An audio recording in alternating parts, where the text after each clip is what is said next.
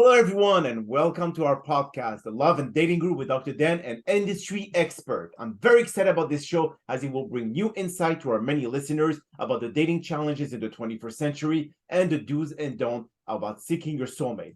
Everything you need or want to learn about the how-tos of dating and relationship will be discussed here. How to avoid being put into friend zone after the first date, being catfished, conned, or getting scammed, and so much more will be covered in this podcast. Toxic relationship can cause strife, breakup, or divorces. Infidelity, trust issues, troubled finances can contribute to these challenges. Guests appearing on our show are experts in this industry, sharing their insight about what you can encounter in any stage of dating, getting into relationship, and whatever else comes next. My name is Dr. Dan, and I'm your host for today's episode. I'm a bilingual cognitive behavior psychotherapist specializing in relationship, marriage counseling using the EFT method, and post-divorce strategies when transitioning back into a single life. I provide individual one-on-one session in both French or English and also do group settings. If you need any assistance, reach out to DMV Therapy and Coaching Services at 301-325-1550, and our website is metalifecoach.online. Today, I'm very excited to have for our 6th episode of Season 4 a very special guest and sex therapist, Rachael Carey. And just like all of my previous episodes, I will leave it up to the guests to properly introduce themselves, as no one can do a better job. Rachael, the floor is yours. Thank you, Dr. Dan. It is my pleasure to be on your show today. My name is Rachael, and I'm a surrogate partner therapy practitioner. So, yes, that is a type of sex therapist.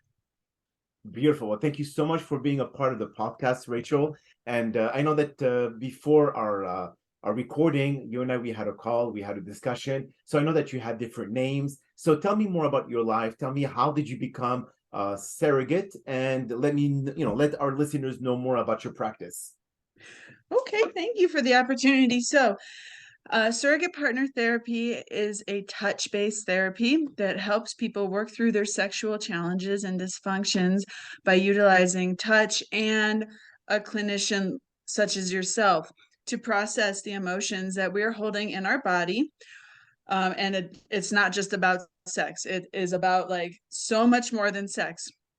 But our body holds on to the trauma. You might have heard the body keeps the score. And it does. So stuff happens to us, our body holds on to it. And as we grow older and mature, it manifests itself as sexual dysfunction.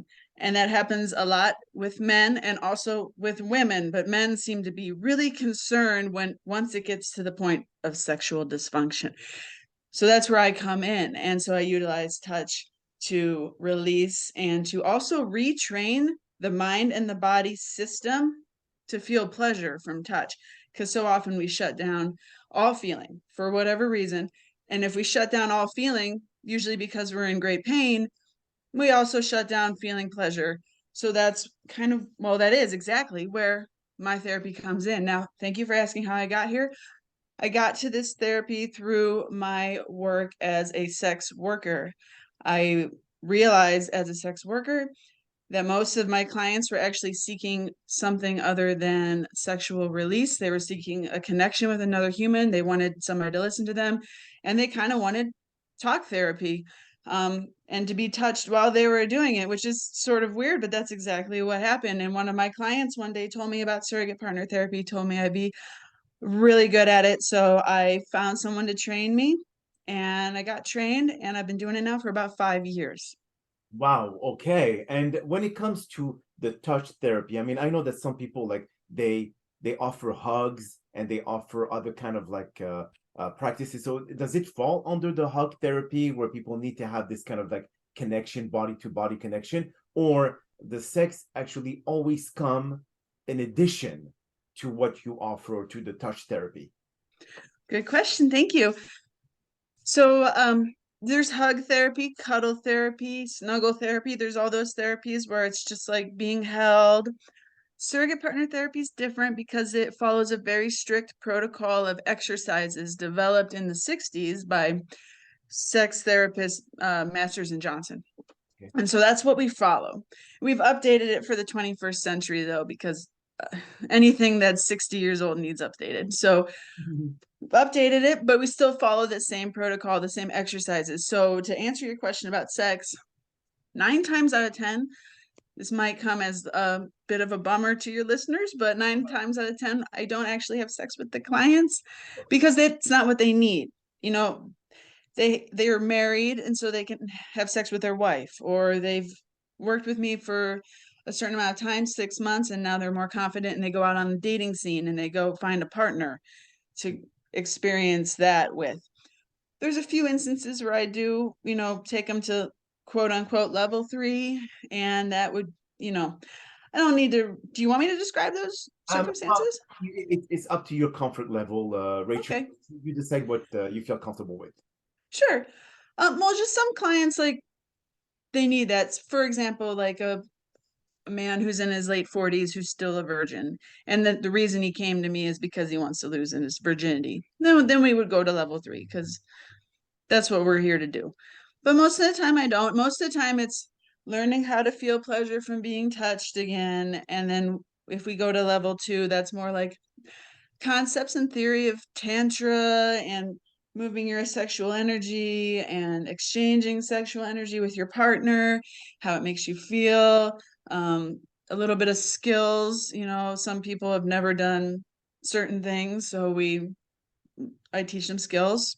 Okay. Yeah. So do couples come to you as well if, let's say, Mm-hmm. any issues on expressing their intimacy? Do you teach them how to be able to kind of be more emotionally available? Yes, thank you for that question. I do.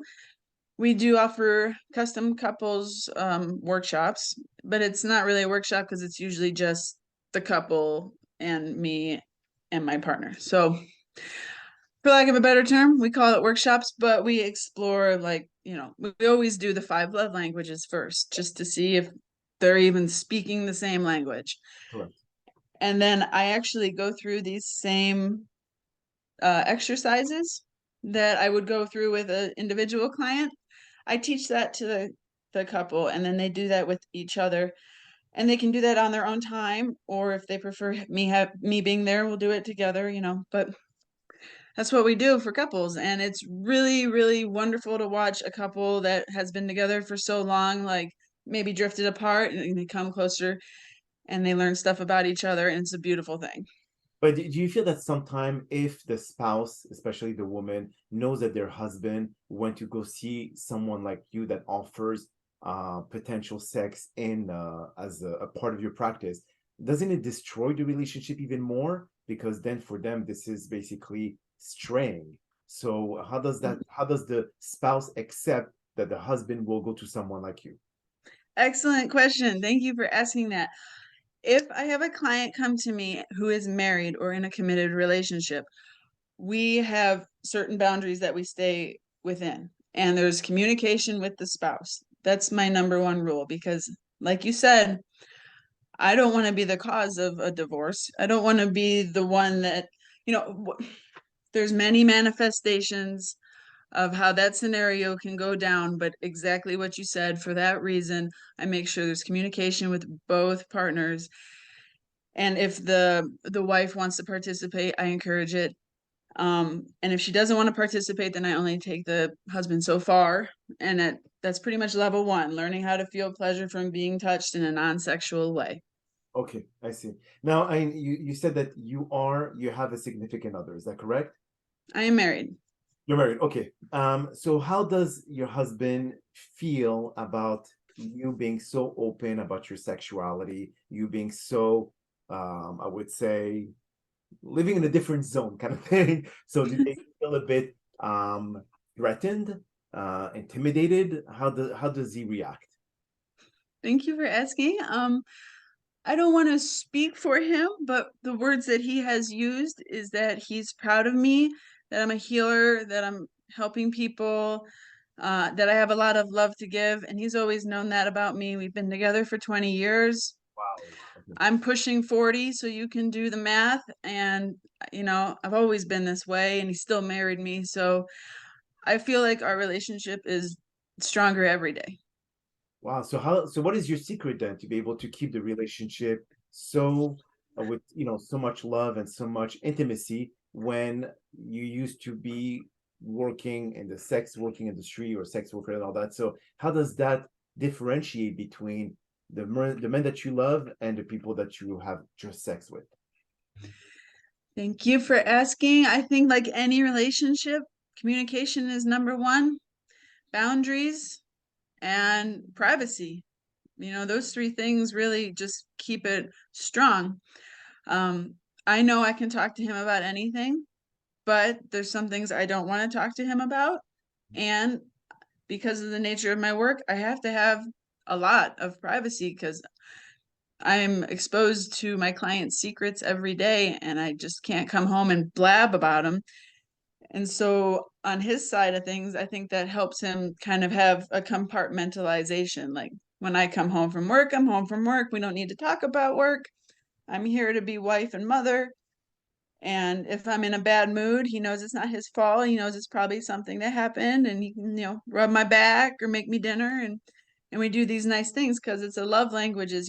My love language is acts of service. If I come home and my dishes are done and the dinner's made, my heart explodes with joy. Yes.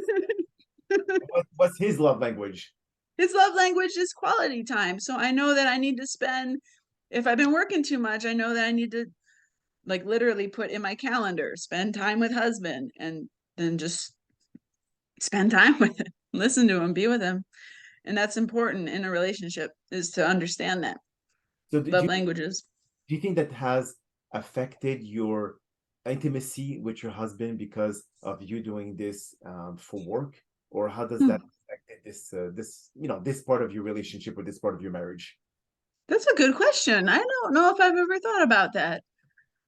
How has it affected our intimacy? Mhm. Well, we don't have sex as often as we used to, but I feel like that might be because I'm getting older and I just don't want to have sex as much as I used to, Okay. like in all areas of life. Um, so I don't know if that has anything to do with my job. Maybe. Okay. Maybe that's a question for my therapist.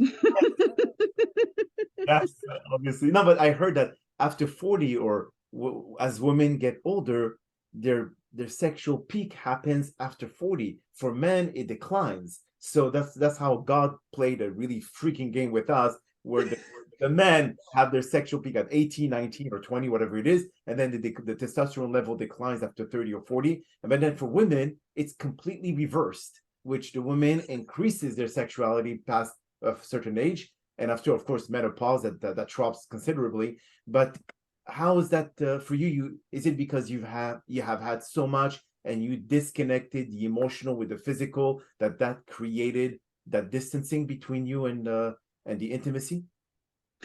No, it's more of a frequency thing. It's just not as often, but it's still really hot and really intense. And I mean, as someone who does this for a living, I practice a lot. And so it's really good. It's like the quality is Yeah, the quality. So no amazing. quantity then, huh? It's just a quantity thing. And that might be because I have teenage boys, Yeah. and I'm exhausted and running around crazy all the time or trying to run a bunch of businesses or whatever. I think outside issues have something to do with it. Yes.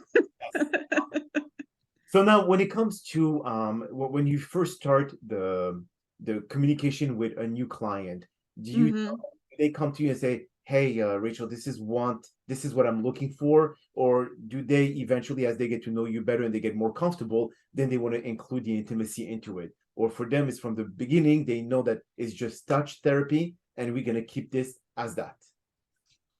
Good question. About 90% of the people coming in that see my stuff online, my ads or my videos, they're there for the touch therapy. Um, and then once they've contacted me, I have a protocol. So they reach out usually by text or email, and then I'll say, "Do you have time for a quick call?" Just to see if we are on the same page, answer some really quick questions, and then we do that call. Then I send them my services, the fees, and the intake form. Okay. So if they're serious, they'll fill out the intake form, and then we'll schedule an intake appointment. Okay. And then from the form and the appointment, I've gathered enough information to be able to design a program. designed especially for their needs. And then we're off to the races. And is it like once a week thing, or is they come once a month? What's the frequency usually? Good question. So I live in Reno, Nevada. It's not a bustling metropolis. A lot of the work I do, I have to travel outside the area and go see my clients all over the country, really. And so for those clients, I develop it's called an intensive program, and it's over the course of 2 to 4 days. Okay. And we'll meet 2 to 3 times a day for 2 to 4 days. And it's intense. I mean, it is intense. It's not the best way to do something like this, but it gets the job done. And we'll do that. We'll do that intensive maybe 2 or 3 times. Okay. Okay. Now, if they're local, if they're close to me, yes, I see them every other week or once a month, depending on, finances, schedule, etc. So how, But the best way to do it once or twice a month. okay. And how is your program designed usually, Rachel? I mean, is it when you say 4-day intense, Mm-hmm. how does someone who has developed trauma for the past 20, 30 years, for them to be able to see solution or to see changes after 4 days of very intense kind of therapy? For them, I mean, Mm-hmm. something repetitive for a few months before they can adapt a new habit and change according to your protocol. So how do you change 20 years of trauma, or not just necessarily trauma, but maybe even uh, intimacy problem with their spouse? How do you change all that in 4 days? Good question. It does sound like a daunting and overwhelming task. Mhm. So this is how we do it. Surrogate partner therapy, it works on a triadic model. There's me, the touch therapist, and then we have a clinician such as yourself or like you, right? So the client gets to receive healing and feedback from two separate professionals. Now, in that 4 days, I mentioned levels before. There's level 1, level 2, level 3. I usually try to structure each intensive to be a level. So the first time I see someone, we'll try to get through level 1 Okay. or work towards it. A lot of people need to spend a lot of time in level 1 because we built up these, like you said, 20 years of trauma. We built up this hard shell shield around ourselves that we need to break through. How do we do that? So I spend an hour and a half with them, and we will just work just intensely on one part of the body, just feeling touch for pleasure, receiving and giving. We do these exercises. We do numerous exercises. I Okay. don't want to go into too much detail, but yeah, they can practice on their own. Okay. I can sit here and do this and feel pleasure from it, just like you can, just like anybody can. So that's how, I mean, I'm not saying that the way you heal yourself from 20 years of trauma is to sit there and rub your own arm. That's not what I'm saying, but I am saying that I teach them things they can use on their own time Okay. in between our sessions together. Okay. The body takes a little bit longer to heal and to process things than the mind. Correct. So the mind can grasp a concept like that, and the body needs time. So we work together and then we take time apart. And then we work together and we take time apart. And in that time apart, the body is working through these things. And it's amazing how much progress is made in between sessions with a client. Okay. So is it something that they can master on their own quickly? I mean, of course, touching yourself is one thing versus having someone else touching you. So Mm-hmm. not necessarily the same. And this is the reason why you cannot do virtual session, because no one will have the same benefit if you're there versus if you're just online. So Yep. how do you, if that's the case, then when you see them the next time, do you feel that they changed? Because there's a gap between the two times that you see each other. So in what change have you noticed that you say, wow, it's a big difference from the first time we met till now? Yes. So, one of the first things I ask clients to do, if they are doing it, is to go on a porn reboot, which means abstain or severely limit your porn usage, and to go on a masturbation reboot, because those two things kind of go together. Someone is experiencing a sexual dysfunction and they need to learn how to retrain their mind-body connection to feel pleasure from touch or from sexual touch. This is the first thing they need to do. And that takes 4 to 6 weeks to really kick in. So if they start before I see them, they start this reboot before I see them, they'll be seeing some of the effects, and then we'll do our touch work. And then the next time I see them, it'll be amazing the transformation that has happened if they stay on the reboot. Most of the time, the first time we do level 1, maybe it takes 2 or 3 sessions, but there's a light bulb moment. And I see it happen with every client where they're like, wow, I did not realize that it felt good to be touched. Oh, okay. And that happens. And once that happens, it's just like their brain switches over, and now they're just like breathing in pleasure all over their body. And it's just like this overwhelming transformation that happens. And now I'm doing the next level. It's like, okay, now that you've experienced this, we can move on. Okay. And we can, it's at the client's pace. I see. So this level 1 to level 2, is it who decides to go to this next level? Is it you, or you let them, the client, decide when they're ready for level 2? It's between me, my clinician, and the client is consulted. The client always wants to go to level 2. The client wants to start at level 3. Yeah. What's about it? Yes. So if they're not quite getting it, if there's a lot of people check out, a lot of people when they're touched dissociate. Okay. For whatever reason, and we can come up with a lot, I'm sure, between you and I. And so if they're doing that, it's going to take them a little bit longer. We're going to have to spend more time in level 1 to break that habit of checking out when someone's touching you. Okay, but then the clinician, the one that works with you, can determine the cause as to why they are so distant when they're being touched. I mean, obviously, these can be because of past traumatic rape that they endured or something, and then anything that touches them, they're going to be very standoffish. So or it could be anything else. I mean, there's multiple reasons why people don't want. It's like even invading their personal privacy. So even they just kind of like really, really freaking out if you just lay a finger on them. Up to you. That means that they want to break that pattern. They want to start enjoying being touched. So how do they come back to accepting that if they're so standoffish? How do they come to accept being touched if they're so standoffish? It takes time. And if that is the intake form, the intake appointment will be revealed. That will be revealed to me in that process. And so if that's the case, we're not going to move super fast in the beginning. In the beginning, we might just do an exercise where we sit across from each other, just like you and I are. And he puts his hand on top of mine and we look in each other's eyes and we just breathe together. Okay.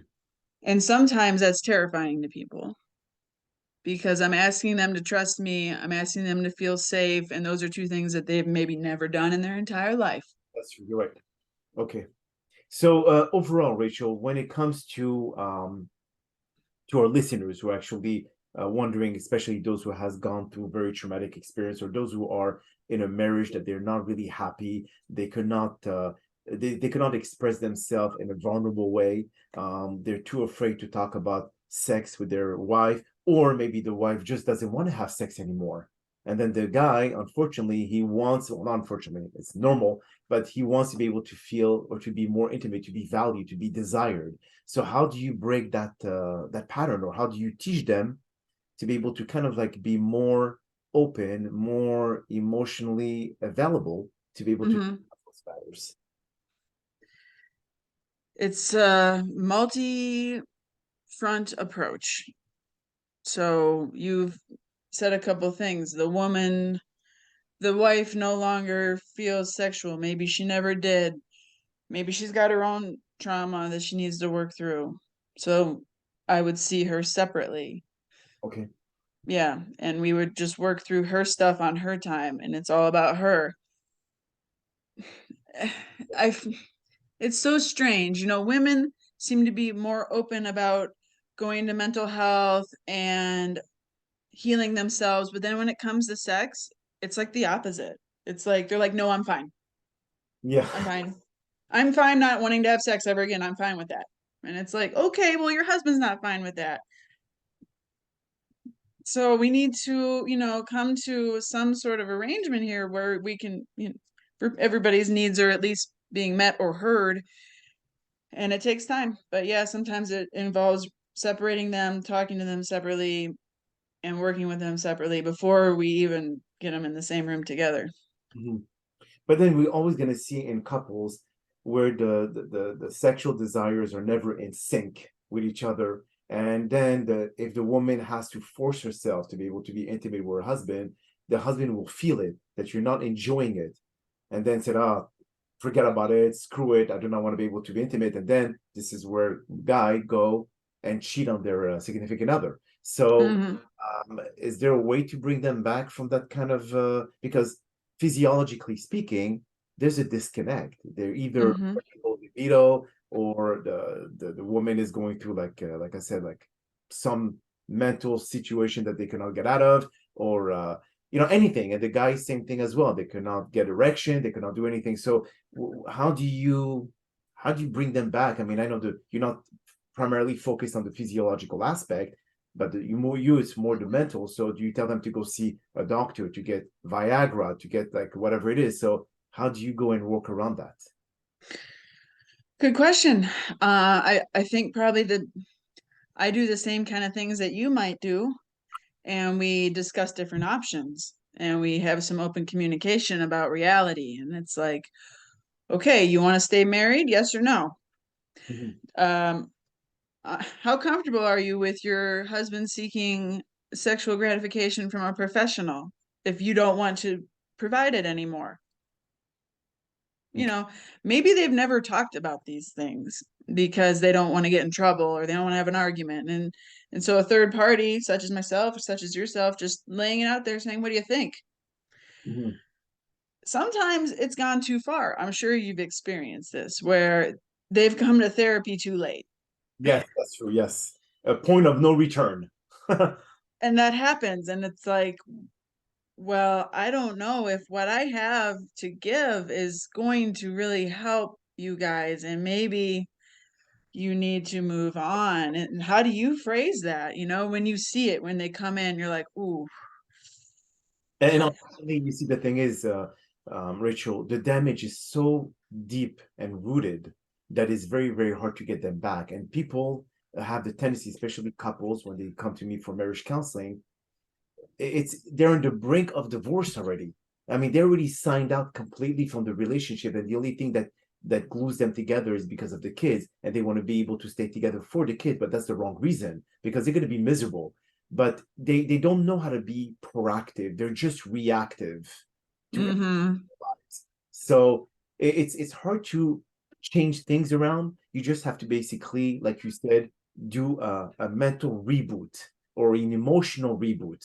About, they have to start remembering when they first dated, what kind of excitement they had, what kind of activity they did to be able to get them to connect. So I bring them back to do the same thing. So they have to go back, write down, like like this is a part of the intake. I tell them, okay, focus on this, focus on that, and so on. But overall, I think it's definitely a big challenge to be able to bring them back. And but you know what? Every case is different. But in your case, what would you? Because we have to conclude with the podcast. What would be the three top, or the three piece of advice that you would give all of our listeners that they could take home and put into practice? okay, thank you for that. My first piece of advice is, if you haven't already looked up the love languages, look it up, take a quiz with your partner and see what you can learn about each other. Okay. My second piece of advice is to, if you're in a relationship, set aside time just for non-sexual pleasurable touch, such as back rub night, foot rub night, or there's lots of different exercises I can suggest. Just touch each other for your own pleasure of feeling touched, holding each other's hand and stroking it. And let's see, the third piece of advice, I don't think people are going to want to hear this, Dr. Dan, but my third piece of advice is stop watching porn. Yeah, I was about to suggest this, but I was hoping that you could say the same. But look, Rachel, I really appreciate you to be able to be a part of this podcast for today, especially. And then again, thank you so much for taking time out of your busy schedule to join us and sharing your extensive knowledge in the field of dating and relationship, and especially sex. Now, the many recommendations you share to our loyal listeners will help them better navigate through these choppy waters. Now, we hope that you've all enjoyed today's episode, and I'm also very excited about the many upcoming industry experts that we have scheduled for season 4 of the Love and Dating Guru with Dr. Dan podcast, filled with very valuable tips and advice, just like the one that you listened today. My name is Dr. Dan Amzalag, and you may all stay safe, sane, and smart when searching for that special someone. Stay tuned for our next episode.